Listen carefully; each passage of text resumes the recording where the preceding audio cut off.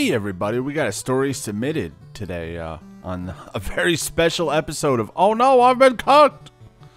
And I don't know anything about this, so we're just going to find out right now. A very modern family. That's always a bad sign.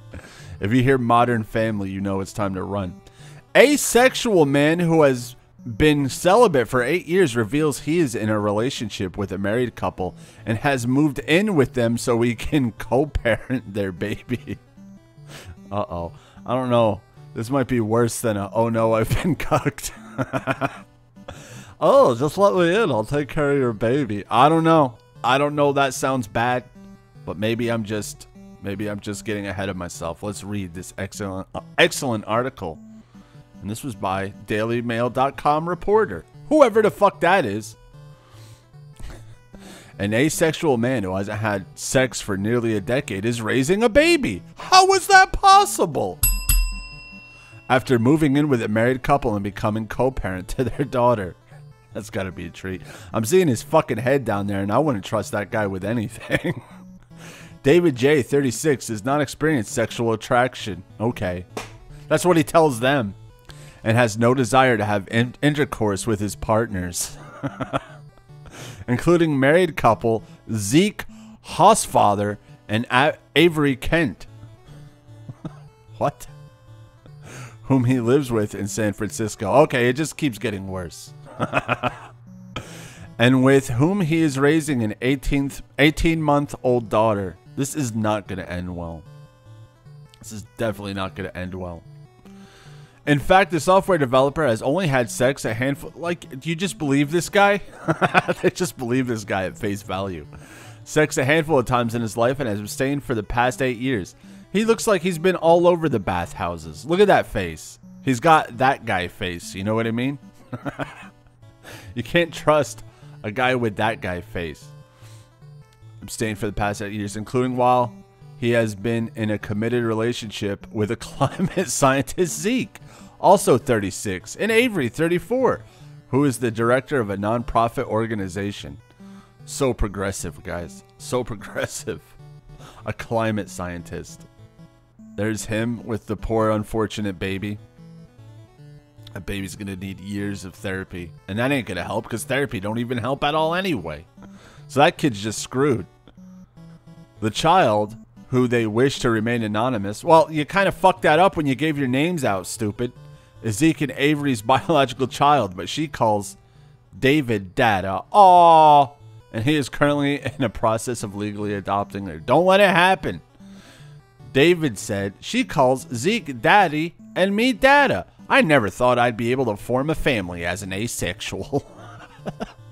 I never thought I'd read that sentence.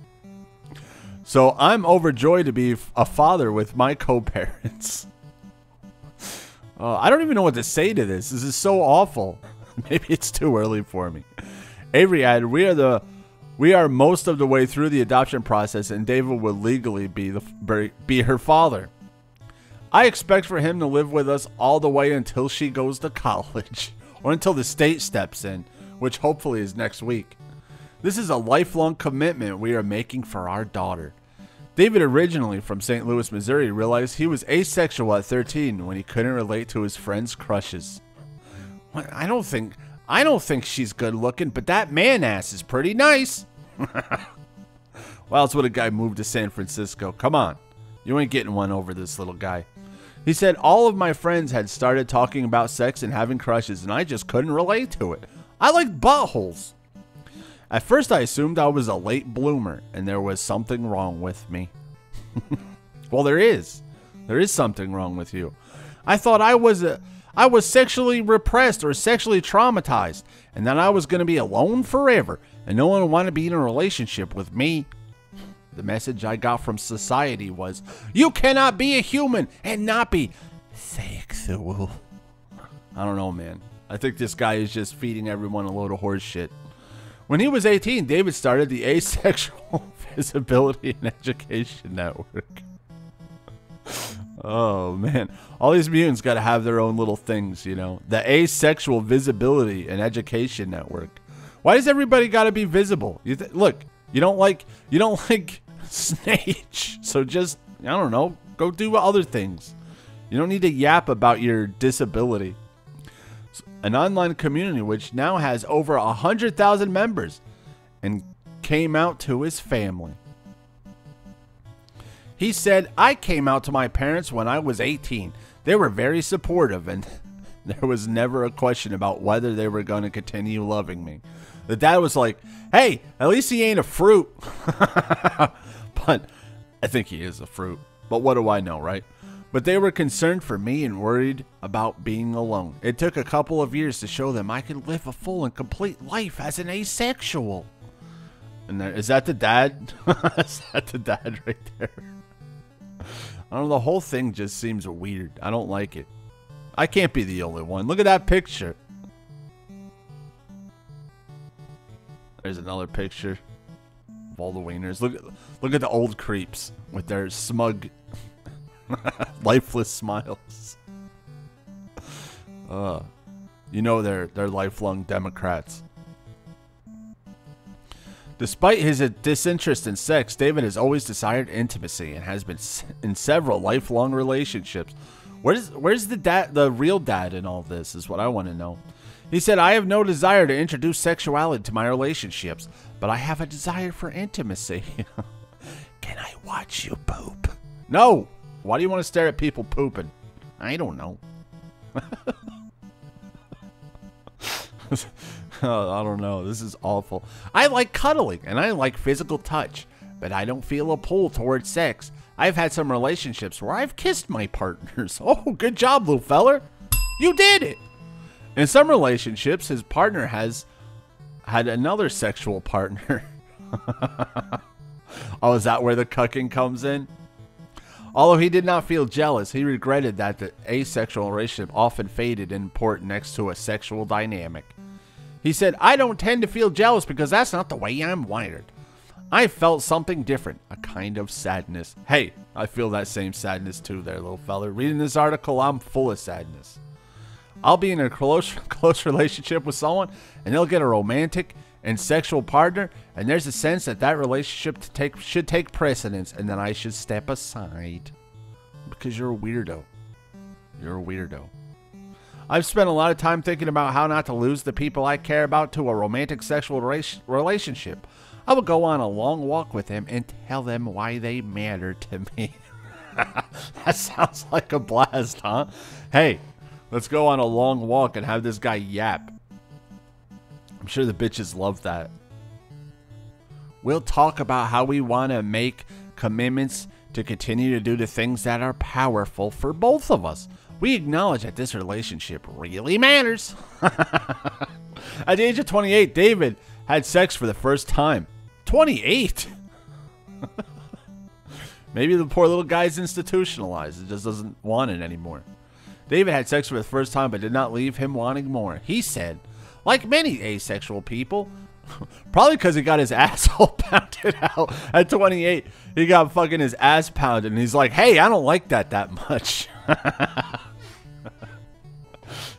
He said, like many asexual people, I found it interesting, but it didn't change my identity. It was a fascinating, but not converting experience.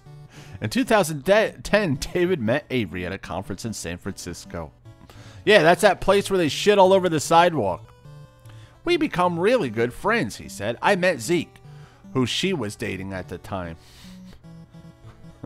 I felt that they were cool and powerful, and they fit really well with my life. So basically, this guy's like a maid. He's like a nanny. Something inside me felt these people are doing things that I really want to be doing. We just really have great energy together. After a year of friendship, David told the couple that he wanted to take their friendship to the next level. He said, we went on a long walk. Oh, here we go with the long walks again. He said, we went on a long walk and talked about our connection and how we wanted it to grow. We started spending more time together. What a treat. I bet everyone watching this at home is jealous. When Zeke and Avery tied the knot in 2014, they asked David to play a role in the wedding, and he helped them plan the ceremony. I don't know, man. I don't like this. Maybe the husband's plowing him in the ass or something? The wife looks relatively happy, I guess. In 2015, they asked him to have a baby with them. He said, they told me that they had been thinking about having a baby, and I would like to have a child with them. I cried a little bit, and I was really honored. We talked about what it would entail, an equal amount of money for education and changing diapers. Hey, can you help support our kid, you dope? Hey, moron. Hey, moron, stinking up the basement. You gotta fucking shell out some money for our dumb kid. Well, okay, fair is fair. In Avery's second trimester, I moved into their home, and we did all the birthing classes together. Oh, what a treat. What a treat. I don't know how much more of this I could take. When Avery gave birth in 2017, both Zeke and David were on hand to help. Hey, can you stop staring at my wife's snatch? David said, in the waiting room, Zeke slept on a fold-out bed and I slept in a sleeping bag. We took shifts helping Avery out, getting up every 3 hours to help with the feed.